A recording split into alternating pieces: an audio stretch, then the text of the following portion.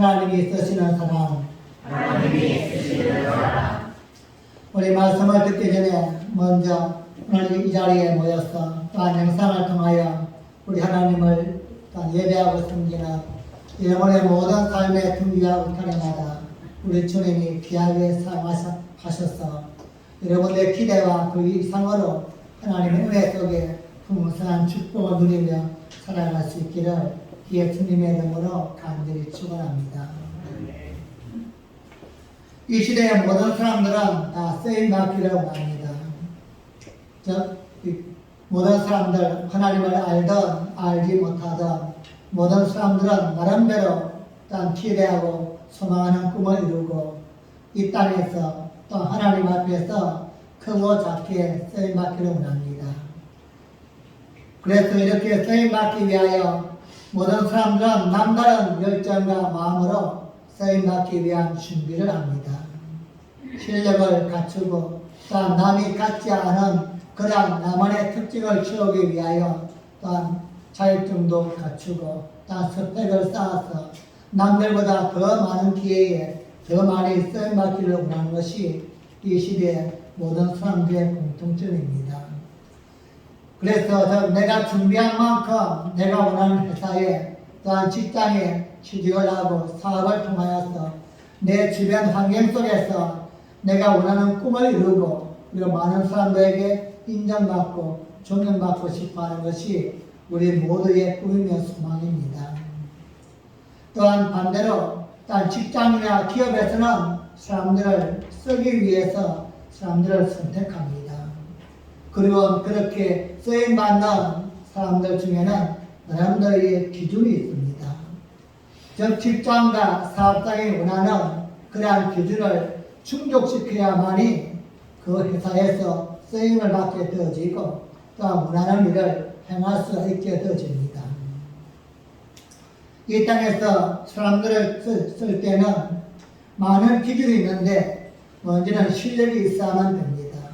또한 성실해야만 되고 원하는 만큼의 자격을 갖춰야만 됩니다. 그리고 무엇보다도 원하는 만큼 이익을 창출해야만 됩니다. 내가 그 사람을 선택했다 할지라도 이익이 없다면 그 사람과 함께하지 않습니다. 즉 쓰지 않는다는 것입니다. 또한 성실해야만 됩니다. 이건 충성도를 이야기하는데 처음 사람을 선택할 때는 충성도를 알 수가 없습니다. 그래서 시간을 두면서 근무하는 모습을 보면서 그 사람의 성실함과 그 열정을 통하여서 진급에 반영을 시키기도 하고 또한 오랫동안 함께 일하기도 하는 이러한 구비된 요소가 이 땅에서의 기준입니다. 그렇다면 여러분과 저는 어떻습니까? 우리 교회 속에서 우리 주님이 우리 쓰고자 불러주었다고 한다면 우리는 이익을 남기는 자입니까? 하나님 앞에서 하나님의 나라와 교회를 위해서 우리는 이익을 마땅히 남겨야 한다면 우리는 조금은 곤란할 것입니다.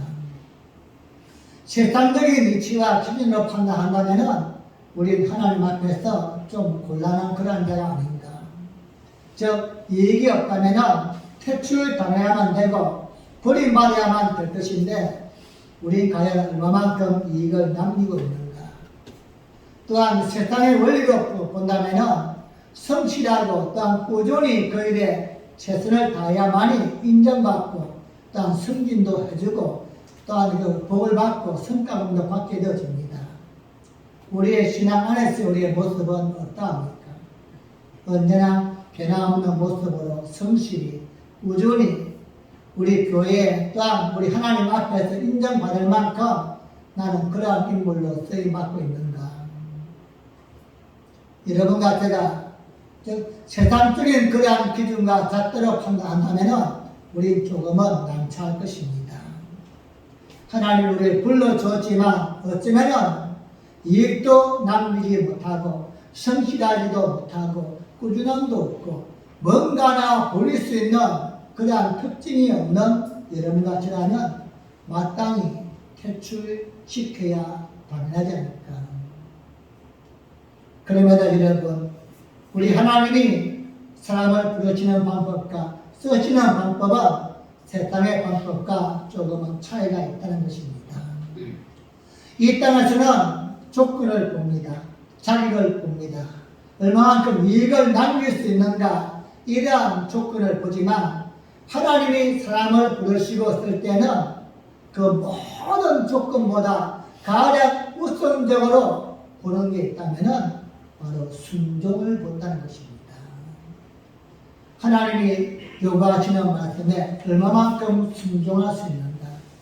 이 순종의 조건을 가장 첫 번째로 중요하게 본다는 것입니다. 그래서 우리는 실력도 없고 환경도 안 되고 또한 자격도 없음에도 불구하고 오직 하나 순종의 마음만 있다면 하나님은 우리를 끝까지 버리지 아니하시고 사용하시며 필요할 때마다 쓰시는 분이 바로 하나님이십니다.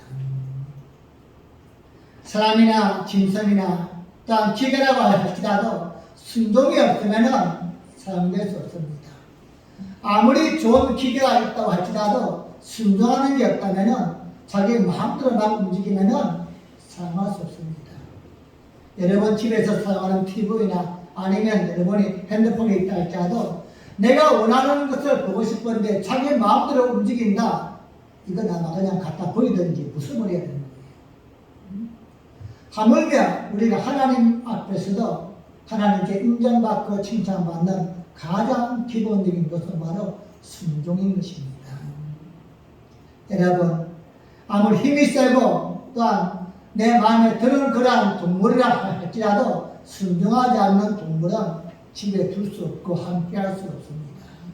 그냥 사람이나 물고 그냥 시도 때도 없이 그냥 짖고 이런 동물은 키울 수가 없는 것입니다. 순종이 우리 하나님 앞에서 보여주시되 가장 기본적이고 가장 중요한 요소임을 이 아침에 또 한 번 우리에게 말씀하고 있습니다. 하나님은 언제나 우리에게 순종을 요구하시는 분이십니다. 너는 순종의 사람인가? 즉 환경과 여건과 자격이나 모든 조건을 넘어서서 하나님 앞에서 오라면 오고 가라면 가고 말씀 앞에 굴러갈 수 있는 전적인 순종의 사람인가?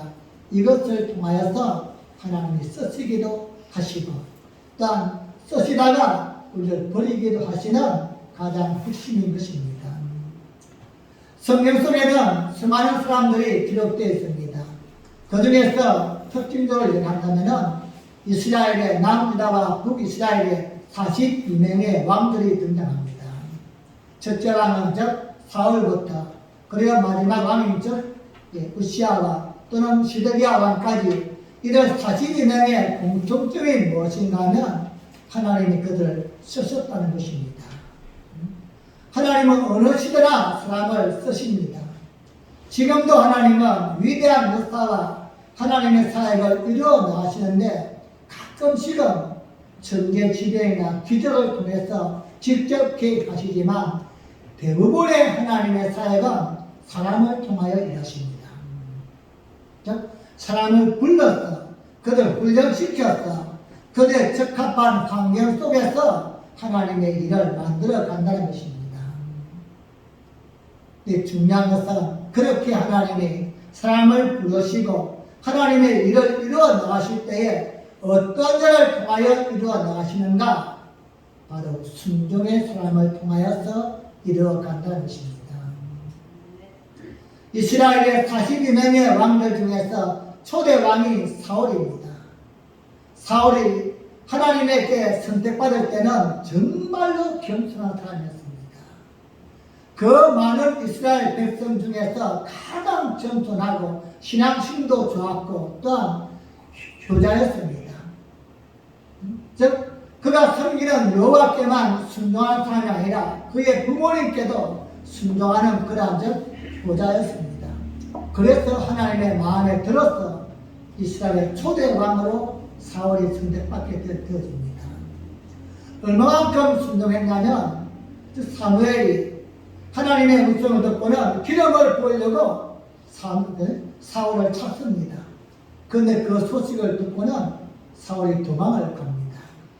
자신은 왕이 될 자격이 안 된다고 나 같은 것이 어떻게 하나님의 은혜를 입을 수 있냐고 수레 밑에 숨어서는 나오지를 않는 겁니다. 사람들이 온 동네를 찾고 난리가 났음에도 불구하고 사울은 끝까지 숨어 있습니다. 그런데 하나님이 사무엘에게 가르쳐 줍니다. 그가 저 횡부 밑에 숨었다. 아마도 하나님이 그렇게 암시를 안 했다면 맨날 며칠을 잘 지났을 거예요. 그만큼 겸손했던 사울이었는데 3년을 지나지를 못했습니다. 왕이 되고 보니까 마음이 바뀌는 거예요. 사랑하는 성도님, 그래서 우리가 지금 마음을 지킨다는 것이 얼마나 어려운지 또 한번 깨닫게 됩니다. 즉 초심을 지키며 나간다는 것이 얼마나 힘든지, 내가 처음 먹었던 그 마음을 끝까지 변치 아니하고 지켜나간다는 것이 얼마나 힘든지를 우리 성경을 통하여 깨닫게 되어집니다. 성경의 대부분의 인물들은 하나님의 은혜를 입었던 사람입니다.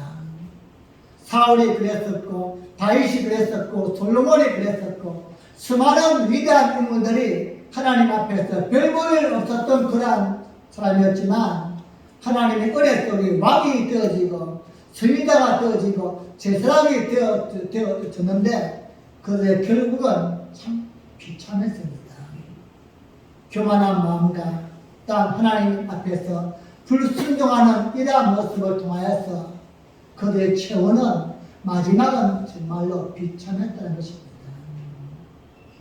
사랑하는 빛나게 성도님, 오늘 이 아침에도 성경을 통하여 우리 하나님 주시는 마음이 무엇입니까?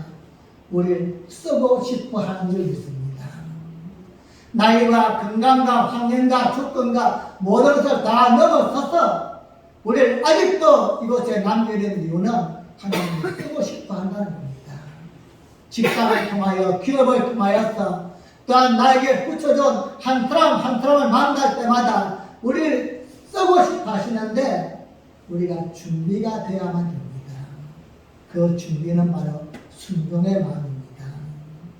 오늘 이 시간 성경을 통하여 주시는 하나님께 쓰임을 받았던 위대한 인물들, 하지만 그들 평범한 인물들, 너무나도 평범한 그러한 인물들을 통하여서 또 한번 주시는 교훈을 깨닫고 우리 또한 나도 남은 생애 동안에 하나님 앞에서 순종의 제물이 되어야만 되겠구나, 이러한 결단과 은혜가 함께할 수 있기를 예수님의 이름으로 간절히 축복합니다. 첫 번째 인물은 오늘 본문에 나오는 다윗의 신하인 아비새입니다. 사무엘상 26장 6절 말씀 보겠습니다. 다 함께 읽습니다. 시작. 이에 다윗이 햇사람 아히멜렉과 스루아의 아들 요압의 아우 아비새에게 물어가로되 누가 나를 더불어 시내 내려가서 사울에게 이르겠느냐. 아비새가 가로되 내가 함께 가겠나이다. 지금 이 상황은 지금 다윗이 지금 사울에게 쫓겨서 지금 도망다니는 그런 상황입니다. 어느 날 다윗이 전쟁터에 나가서 블레셋 장군인 골리앗을 죽였습니다. 그것 때문에 인기를 얻었지만 한순간 사울의 위협을 받고 미움을 받았습니다. 온 전 국민들이 다윗을 찬송합니다. 사울은 천천히요, 다윗은 만만히요. 즉 사울이 죽인 자는 1000명이고 다윗이 죽인 자는 10,000명이다. 이렇게 노래를 지어서는 막 부르는 겁니다. 그러자 왕이 사울이 들을 때 기분이 나쁜 거예요. 아니 하찮은 자가 나보다 더 칭송을 받고 나보다 존경을 받는다. 그 마음에 대한 다윗을 미워하는 마음이 듭니다. 다윗이 사울의 사위임에도 불구하고 그를 죽이려고 합니다. 내 사위 다윗아 밥 먹자 불러놓고는 창을 던지는 거예요. 이렇게 몇 번이나 다윗을 죽이려고 하자 다윗은 결국은 사울을 피해서 도망을 다닙니다. 자기 주변에 신복 몇 명만 데리고는 그 목숨의 위험을 느끼고는 멀리 도망을 치는데 오늘 바로 본문도 그 한 장면인 것입니다. 다윗이 부하 몇 명과 함께 자신의 주변의 사람과 함께 즉 10광야를 지나서 하일 산에 숨어 있습니다. 근데 이 소식을 사울이 들은 거예요. 다윗이 지금 십광야 옆에 있는 하일 산에 숨어 있습니다. 이 소식을 듣고는 사울이 군사 3,000명을 데리고는 다윗을 죽이려고 찾아옵니다. 그리고는 찾아온 중에 날이 저물고 밤이 되어서 십광야에서 넓은 광야에 지나치고는 사울의 군대 3,000명이 잠을 잡니다. 내일 아침에 내가 저 산에 올라가서 다윗의 목숨을 가져오리라. 이렇게 사울과 사울의 군대가 마음먹고는 밤을 기다리는 겁니다. 이 삶 속에서 지금 다윗이 자기를 죽이러 온, 자기를 잡으러 온 그 사울의 군대를 보면서 지금 한 이야기가 본문에 나왔습니다. 도망을 취하면 될 것인데 도리어 다윗이 누가 나와 함께 저 사울의 집에 내려가겠느냐 묻는 것입니다. 가장 믿고 있던 아히멜렉과 그리고 아비스의 두 명에게 다윗이 마음을 정합니다. 그때 아비스가 이렇게 말합니다. 내가 함께 가겠나이다. 여러분, 지금 상황이 어떤 상황입니까? 지금 전쟁이 아닙니다. 이거. 그냥 몇 명의 무리가 그냥 지금 쫓겨서 도망다니고 있는데 사울과 3,000명이 지금 죽이겠다고 저 밑에서 지나치고 있는데 그것도 지금 범입으로 들어간다는 겁니다. 아무리 생각해도 다윗이 운동신이 아닌 것만 같지 않습니까? 다윗이 무슨 마음으로 아니면 그 마음에 무슨 감동이 생겨서 사울을 만나서 아니면은 협상을 할 것인지 아니면 무릎을 꿇을 것인지 아니면 가서 그냥 내 목을 치시고 목을 내어놓을 것인지 알 수 없지만 어쨌든 간 다윗이 지금 사울의 진영을 내려간다는 것입니다. 그리고는 혼자 가는 게 아니라 신복 두 명에게 묻는 겁니다. 누가 나와 함께 갈 것이냐. 여러분 같으면 어떻게 해야 됩니까?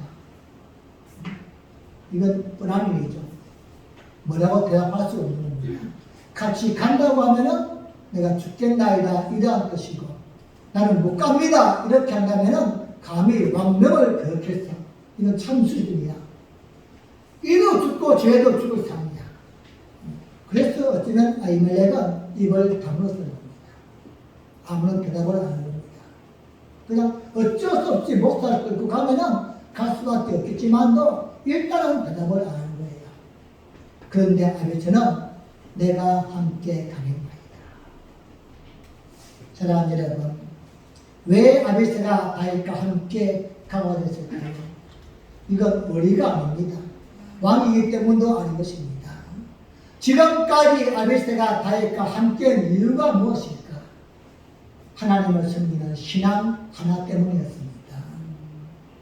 사랑하는 여러분, 여러분과 제가 이 교회를 왜 함께 섬겨 나가는가? 이유가 무엇입니까? 마음이 맞기 때문입니까? 아니면요? 그건 절대 아닙니다. 우린 하나님을 섬기는 같은 신앙이기 때문입니다. 여러분이 어느 교회를 섬기든 어디를 가시든 그 교회를 섬기고 또 그 교회를 내가 받들어야 될 이유가 있다면은 그 교회가 마음에 들기 때문이 아니요 그 목사가 마음에 들기 때문이 아니라 내가 섬기는 하나님을 함께 섬기기 때문인 것입니다. 이게 우리의 진정한 신앙이 되어야만 합니다. 아비스는 이 신앙을 가졌습니다.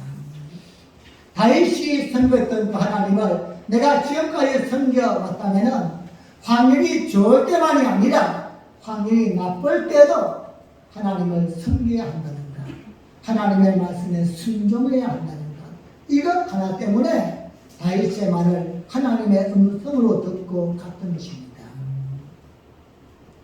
사랑하는 여러분, 아비스는 자신의 처지를 생각하면 대답 안 할 수 있습니다. 또 외면할 수 있습니다. 그럼에도 불구하고 다윗의 그 요구에 순종했던 것은 하나님의 말씀으로 들었고 하나님을 섬기는 신앙으로 받았기 때문입니다. 이 아침에 여러분을 향하여 축복합니다. 상황이 어떠하든지 교회를 통하여 또한 하나님의 음성을 통하여 말씀이 주어질 때에 같은 신앙의 모습으로 같은 하나님을 섬기는 마음으로 순종하는 신앙의 삶이 되어지기를 주님의 이름으로 간절히 축복합니다. 두 번째로 다른 사람은 이사야를 소개하고 싶습니다. 이사야는 일꾼을 찾는 그 하나님의 마음에 자기네서 내가 가겠나이다 고백했던 사람입니다. 남유다와 하나님은 북이스라엘을 통하여서 영광받기를 원하셨습니다. 그런데 그들은 시간이 지나면 하나님께 불순종하고 우상을 섬기고 이러한 모습을 반복적으로 자행하면서 하나님의 진노를 당하게 됩니다. 한 번은 북이스라엘에 있던 그들이 가장 강대하고 가장 또한 힘있는 그러한 때가 우시야 왕 때였습니다. 즉 북이스라엘의 왕이 총 19명인데 그중에 가장 강대한 때가 우시야 왕 때였습니다. 이때는 주변에 있는 모든 민족들이 감히 북이스라엘을 눈보지를 못하였고 백성들 또한 태평성대를 누리면서 하나님을 섬기던 그러한 때였습니다. 그런데 이 우시야 왕이 몇 년이 지나면서 하나님이 그 민족을 복을 주시고 나라가 평안하자 교만해집니다. 그래서 이 또한 마음이 바뀌어졌어. 하나님 앞에서 절대 행하면 안 돼. 그 당시에 금지되었던 제사장만이 행할 수 있는 예배를 진행하게 됩니다. 그래서 이 일로 인하여서 하나님의 진노를 받고 문둥병에 걸리게 됩니다.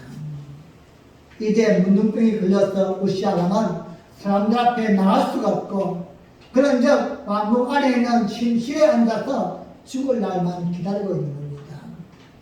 이 소식을 들은 이사야 선지자가 긍휼한 마음을 가지고 우시야 왕에게 찾아가서 낫기 위해서 기도합니다. 하나님, 이 왕을 낫게 해주세요. 그런데 낫지 않고 우시야 왕이 죽습니다. 그냥 죽어버린 겁니다. 그때 우시야 왕이 죽을 때에 그때에 천상에서는 하나님이 해를 줍니다.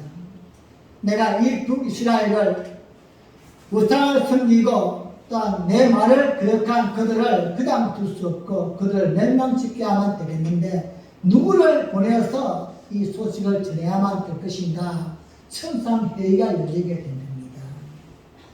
이사야 6장 1절 말씀 보겠습니다. 시작.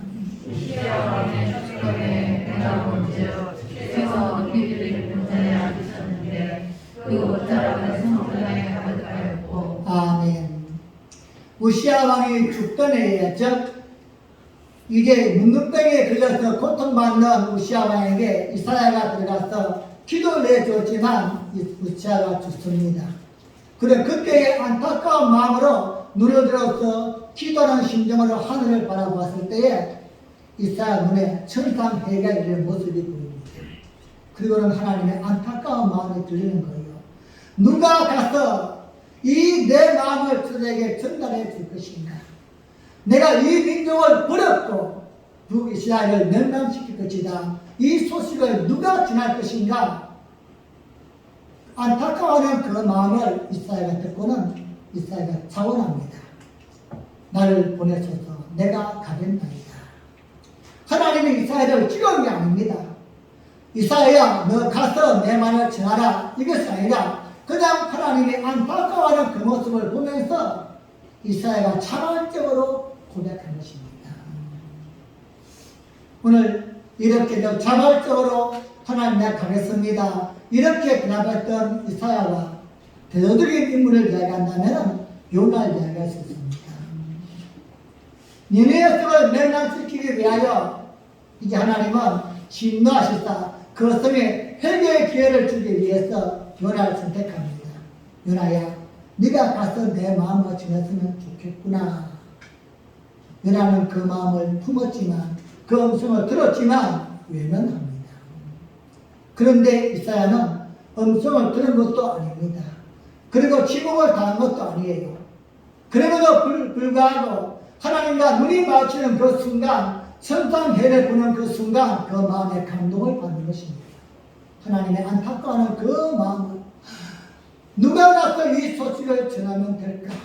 누굴 보내면 될까? 안타까워하는 그 모습을 보시고 이사야가 차원해서 내가 가겠나이다 순종합니다.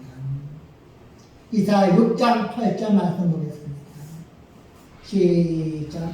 내가 또 주의 목소리를 들은즉 이르시되 내가 그를 보내며 그가 우리를 위해 말고 그때 내가 가되 내가 여기 있나이다 나를 보내소서. 아멘.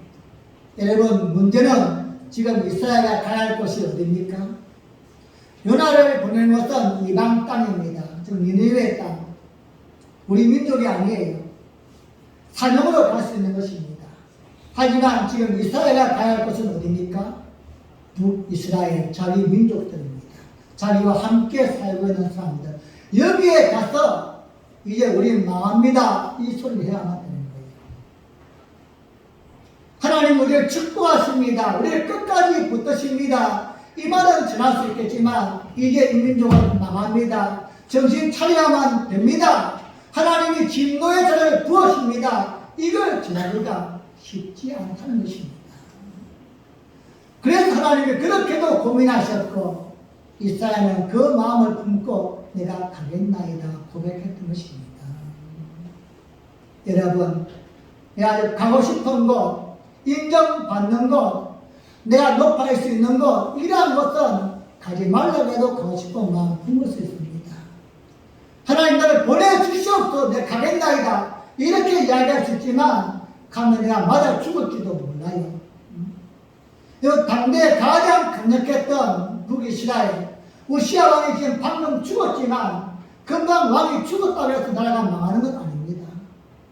그래도 지금까지도 강대한 그 민족이 멸망할 것이다 이렇게 생각하는 사람은 한 명도 없을 거예요.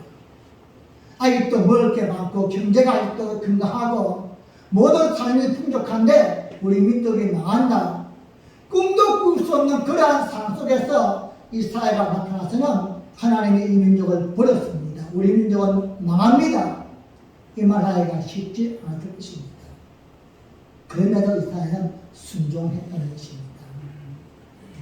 사랑하는 여러분, 오늘 우리를 향하신 하나님의 요구가 무엇입니까?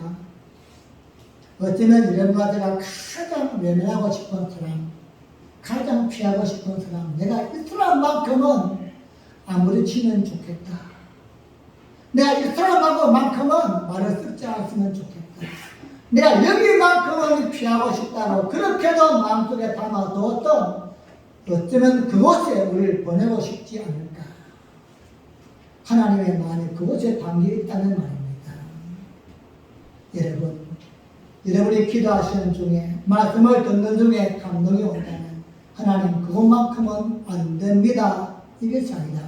이제는 한 번쯤 내가 여기 있나이다. 나를 보내주시옵소서. 내가 아니면 갈 사람이 없기 때문에 내가 아니면 할 수 없기 때문에 하나님의 안타까워하는 그 마음을 내가 두 번 듣고 싶지 않습니다. 하나님 내가 순종하겠습니다. 사랑하는 여러분, 오늘 이사야와 같이 비록 힘든 장소이지만 어려운 발걸음이지만 순종하여 올 때에 놀라운 은혜와 기적이 또 한번 나타나게 될 줄로 믿습니다. 순종은 축복을 만들어가는 과정임을 잊지 마시기 바랍니다. 이해할 수 없는 하나님의 말씀 뒤에는 상상할 수 없는 은혜와 축복이 준비되어 있다는 사실을 믿으시고 이해가 안 될수록 더더욱더 힘을 다하여 순종하시고 계산이 안 되면 더더욱더 겸손하게 순종할 수 있는 여러분과 제가 되어지기를 예수님의 이름으로 간절히 축복합니다. 세 번째로는 순종의 모습은 초대교회 중도들입니다. 성경을 통하여서 또한 기독교 역사를 통하여서 수많은 사람들이 하나님 앞에서 순교하며 헌신하며 희생하였습니다. 아마 지금도 수많은 사람들이 직장을 그만두고 사업을 접고는 저 이름도 모를 오직 땅으로 성경 한 권을 들고 가는 수많은 사람들이 있습니다. 이들의 이유가 무엇일까요? 바로 하나님의 요구하심에 순종했기 때문입니다. 그 순종의 발걸음을 옮기기 위해서 마음은 들지 않지만 여건도 안 되지만 하나님의 마음 하나 붙들고 삶을 살았던 자들의 기록이 바로 기독교 역사요 성령의 기록입니다. 예수님의 제자들은 주님을 위해서 끝까지 목숨을 버렸던 그러한 우리의 삶 증인들입니다. 우리가 알다시피 저 베드로는 여러분 십자가에 거꾸로 매달려 승리했습니다. 그가 복음을 전가하다가 붙잡혔을 때에 십자가 체행을 시키려 하자 나는 우리 주님처럼 감히 바로 달려서 죽을 수 있는 자격이 없습니다. 나를 거꾸로 매달려 주십시오. 그래서 베드로는 거꾸로 십자가에 매달렸습니다. 또한 야고보는 복음을 전가하다 붙잡혀서는 톱으로 잘려서 죽었습니다. 이런 살아있는 사람을 그냥 잘랐어요. 그 외에 또 순한 사람들은 이건 끓는 물에 그냥 물을 끓인 후에는 한 사람을 그대로 치고는 그러는 거예요. 가장 이런 비참한 그런 순간은요, 산 송장과 함께 묻는 것입니다. 죽은 사람과 같이 엎어서 코는 코가 맞대게, 입은 입이 맞대게 이렇게 묶어서는 그냥 땅에 매장을 시키고는 방법입니다. 이러한 다양한 형벌을 통해서 예수님의 제자들은 순교했습니다. 이들이 끝까지 하나님의 복음을 붙들고 순교했던 이유가 무엇인가? 바로 순종 하나 때문이었습니다. 예수님이 그들을 찾아오셨다 마지막에 주었던 그 사명 하나 붙들고서 그들은 끝까지 자신의 길을 지켜나갔던 것입니다.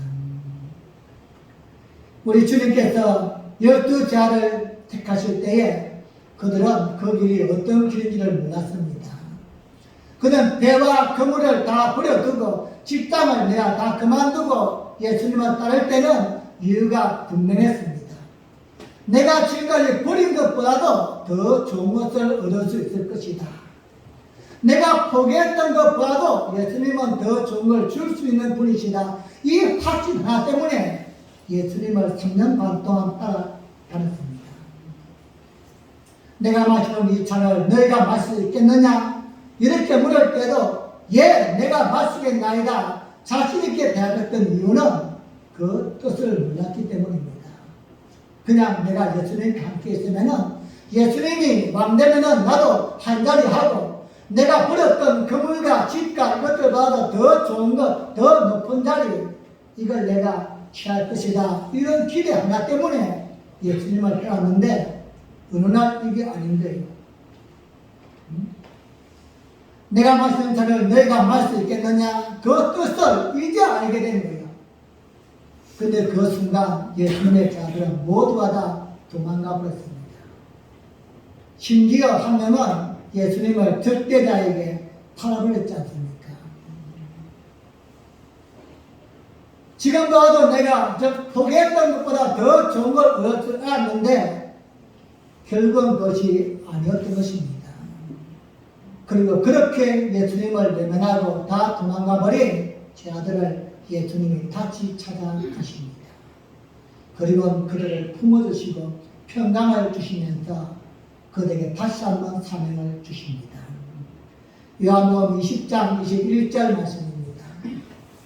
시작. 예수께서 또 가라사대 너희에게 평강이 있을지어다. 아버지께서 나를 보내시고 같이 나도 너희를 보내노라. 아멘. 아버지께서 나를 보내신 것 같이 내가 아버지의 보내심에 순종하는 것과 같이 내가 아버지의 뜻을 따라서 순종해서 십자가에서 죽으신다 같이 너희도 내가 보내노라. 너희도 순종하라는 것입니다. 내가 너희를 어디로 보낼지 뭘 지킬지도 모르지만 나도 너희를 보내노라. 이 한마디 붙들고 예수님의 제자들은 남은 생애를 살아갔던 것입니다. 우리가 잘 알다시피 저 결론은 전서에 가면은 우리 예수님이 십자가에 달리시고 부활하시고 승천하신 후에 남아있는 12제자들은 복음을 증가하기 위해서 최선을 다했습니다. 그 중에 가장 1등 제자인 즉 베드로는 로마 그 안에서 복음을 전하다가 로마 군병들의 핍박과 압제가 너무너무나 심해서 견딜 수가 없는 거예요. 그냥 잡아다가는 감옥에 집어넣고 가서 사자의 발에게 던지고 너무 견딜 수 없어서 베드로가 도망을 칩니다. 나는 여기가 다른 곳에 가서 복음을 전하겠다. 그리고는 즉 아비아 즉 도로를 따라서는 도망을 가는데 맞은편에서 누군가 달려오는 모습이 보이는 겁니다. 그분이 가까이 와서 보자 예수님인 거예요. 그때 베드로가 묻습니다. 주여 어디로 가시나이까? 그만 있었던데 나는 네가 버린 로마를 위하여 다시 십자가를 지러 간다. 그 말을 듣고는 베드로가 발걸음을 옮깁니다. 그리고 다시 로마에 들어가서 복음을 전하다가 결국은 붙잡혀서 십자가형을 당하게 된 겁니다. 사랑하는 여러분, 이제 우리는 어떻게 하면 합니까? 우리 수없는 말씀을 들었고 하나님이 기회를 주셨습니다. 오늘 하나님은 이런 것을 쓰고 싶어하는 줄 믿습니다. 하나님께 쓰임받기 위해서는 딱 하나 순종의 제물이 되어야만 됩니다. 여러분 이해가 되든 이해가 안 되든 계산이 되든 안 되든 내가 정말로 하나님을 믿고 말씀을 믿는다면 순종의 삶을 살아갈 수 있기를 바랍니다. 올 한 해 우리에게 주신 하나님의 말씀이 무엇입니까? 말씀대로 순종하여 복을 받는 교회, 복을 받는 성도가 되자. 말씀대로 순종하여 하나님 주신 말씀에 내가 반응하는 것입니다. 하나님의 말씀은 이미 준비해 놓으시고 여호와 이레 하나님께서 예배해 놓으시고 우리에게 주시는 하나님의 기회인 줄 믿으시기 바랍니다. 하나님의 말씀은 내가 만들어가는 것이 아니라 우리가 개척하고 힘쓰고 애써서 그것을 쟁취한 삶이 아니라 이미 하나님이 만들어 놓으신 그 해답 속에 우리가 순종하며 반응하는 것입니다. 반응만 하면 하나님이 역사할 줄 믿습니다. 말씀을 맺겠습니다. 아베스는 다윗이 누가 나와 더불어 내려가겠는가 이렇게 이야기할 때에 아비멜렉은 장담했지만 아베스는 내가 함께 가겠나이다 대답합니다. 그리고 그 이후의 사건을 보면 아베스는 그 이후에 기록이 없습니다. 전무합니다. 그 어떤 삶을 살았는지 어떻게 죽었는지 아마 여러 가지가 짐작한다면은 왕이 내 주인이 그렇게 이야기할 때에 거기에 반응하지 못하였다. 어떻게 되었을까요? 이 사건 이후에 다시 이제 다윗이 이스라엘의 전무후무한 왕이 되었을 때에 아비멜렉을 아마도 가만두지는 않았을 것입니다. 그래서 그런지 몰라도 기록이 없어요. 그 이후에 어딜 봐도 기록이 없습니다. 하지만 아비스는 그 이후 어떻게 되었습니까? 누가 나와 함께 가겠는가 이 말에 떨리고 두렵고 긴장되고 어쩌면 나도 가서 함께 죽을지도 모르는 그러한 길임에도 불구하고 함께 가겠나이다. 그리고 순종했던 아베스는 놀라운 경험을 하게 됩니다. 그냥 따라가면은 그냥 잡혀서 모욕을 당하든지 죽든지 아니면 어떤 합의를 보든지 혈탕을 보든지 이럴 줄 알았는데 내려갔더니만 상상할 수 없는 환경을 경험하게 됩니다. 3,000명의 군사가 다 넘어져 자고 있는 거예요. 마치 말이에요. 그냥 마약을 넣은 것처럼 한 명도 깨어있지 않아야고는 보초도 없이 다 끌어져 자고 있는 거예요. 하나님이 다 잠들게 하셨다 말씀하셨죠. 오죽하면 말입니다. 즉 왕을 지키는 군대 장관만큼은 어떤 순간에도 떠나면 안 돼요. 이 군대 장관마저도 창은 땅에 놓여 있고 잠들어 있었다. 오늘 본문을 말씀합니다. 그 사울왕 그 머리 위에 있는 물병을 가지고 가도 모를 정도로 잠을 다 자고 있는 거예요. 이걸 보면서 아베세가 감동한 것입니다. 아하, 하나님이 함께 하시는 사람은 이런 경험을 하게 만들어주는구나. 하나님을 믿고 순종하는 자에게는 상상할 수 없는 경험을 하게 하시는구나. 아마 아버지는 가슴이 벅찼을 것입니다. 아니 어느 상에서 그런 걸 경험할 수 있겠습니까? 3,000명이 다 자빠져 있는 거예요. 누구 한 사람도 그냥 기특도 없이 살고 있는 그런 모습을 보면서 역시 하나님의 말씀은 말도 안 되지만 순종할 때 이런 것을 보게 되어지는 것입니다. 그리고 그는 계속해서 다윗의 신앙을 함께 지켜나갔을 것입니다. 그 후에 시간이 흘러서 다윗은 왕이 되어지고 다윗의 그 많은 엄청난 군사들을 다 지휘할 때에 3명의 지휘관 중에 한 명이 바로 아비새가 되어집니다. 그만큼 인정하고 아비새를 높여주었다는 것입니다. 역대상 11장 20절과 21절 말씀입니다. 시작.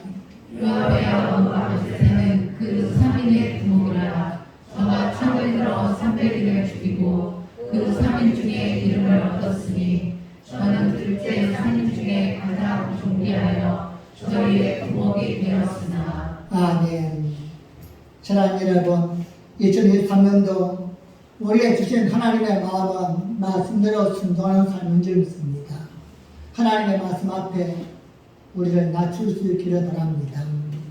순종은 성도를 성도답게 만들어가는 하나님의 방법입니다. 때로는 상상할 수 없는 그러한 말씀이라 할지라도 한 번도 또한 내가 들어보지 못하고 경험하지 못한 그러한 말씀이라 할지라도 하나님의 말씀에 순종해 보시기를 바랍니다. 오직 하나님의 방법입니다. 하나님은 그것을 통하여서 우리를 세워주시고 우리의 길을 늘어가시는 분이십니다. 너희는 포도나무요 나는 농부라 말씀하신 우리 예수님. 농부가 포도나무를 심어놓은 후에 농부의 기대가 무엇일까요? 아름다운 열매를 많이 맺는 것입니다. 그것을 위해서 농부는 때때로는 포도나무가 정말로 싫어하는 일을 많이 하기도 합니다. 그냥 가지를 사정없이 잘라볼 때 있습니다. 아픔과 고통을 주는 거예요. 또한 지독히 냄새나는 수온약을 막 뿌릴 때 있어요. 그것뿐입니까? 나무 둘레를 깊게 파고는 냄새나는 그릇을 가득 주기도 합니다. 심지어는요, 뿌리채 파서는 다른 곳으로 옮겨 놓기도 합니다. 하지만 이렇게 하는 농부의 의도는 분명합니다. 나무를 괴롭히려고 하는 게 아닌 거예요. 더 좋은 열매를 맺게 하기 위해서, 더 풍성한 열매를 맺게 만들기 위해서 필요 없는 가지를 잘라버리기도 하고, 수동약을 주기도 하고, 개미를 주기도 하고, 뿌리채 옮기기도 하는 것입니다. 하지만 반대 입장에서 볼 때는 너무나 고통스러워요. 이것만큼은 정말 순종하기 어려울 때가 있는 거예요. 이것만큼은 정말 따지 말았으면 좋겠는데, 이 뿌리만큼 그냥 두었으면 좋겠는데. 하지만 여러분 믿으시기 바랍니다. 하나님은 우리를 쓰고 싶어 하시는 분이십니다. 그냥은 쓸 수 없기 때문에 필요 없는 가지를 잘라내고 더 아름답게 만들어서 더 크게 만들어서 우리를 쓰고 싶어 하시는 하나님을 믿으시고 남은 생애 동안도 주시는 말씀에 잘 순종하여서 하나님을 우리를 위하여 예배하신 모든 축복을 받아 누리며 간증할 수 있는 축복의 주인공이 되어지기를 예수님의 이름으로 간절히 축원합니다. 기도하시겠습니다. 전능하신 하나님 아버지 감사합니다. 오늘 또 우리를